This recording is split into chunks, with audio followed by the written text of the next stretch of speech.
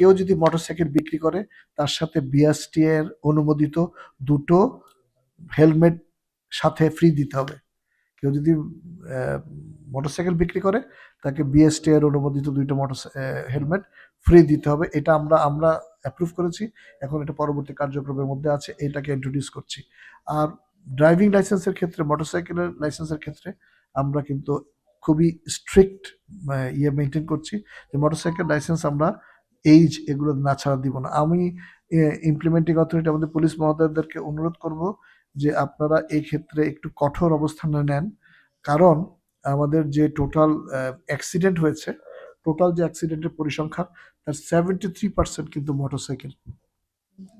আর সবশেষে জেলা প্রশাসক যেহেতু ইয়াং অ্যান্ড এনার্জেটিক, ওনারা বাংলাদেশের কেতনকে সামনের দিকে এগিয়ে নিয়ে যাবে, ওনার জন্য একটা খুব মানে পজিটিভ জিনিস বলে যাচ্ছি, নেগেটিভ পজিটিভ দুটো মিলে।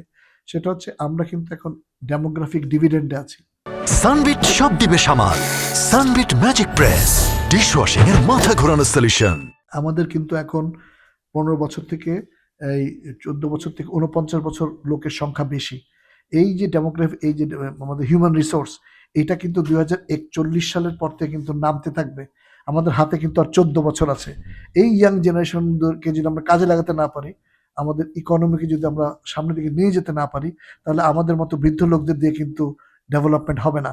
তাহলে আমরা যে উন্নত বিশ্বের স্বপ্ন দেখছি সেটা আমরা উন্নত করতে পারবো না।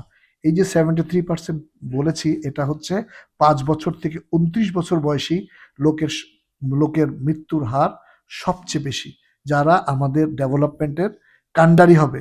সুতরাং এই জায়গায় আমাদের কোনো কম্প্রোমাইজ করা যাবে না, কারণ আমাদের ইকোনমিকে যদি টেক অফ করতে হয় তাহলে এই শ্রেণীর মৃত্যুর হার আমাদের ড্রাস্টিক্যালি কমাতেই হবে।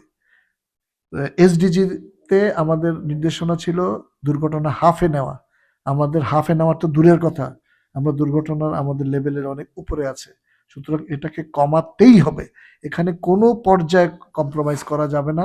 আমি সম্মানিত মালিক সমিতি, শ্রমিক ফেডারেশন এবং আমাদের পুলিশ অথরিটি, আপনাকেও বলছি, এ কারণে বলছি যে এটা কিন্তু আমাদের এই দেশের, এটা রাষ্ট্রীয় সম্পদ।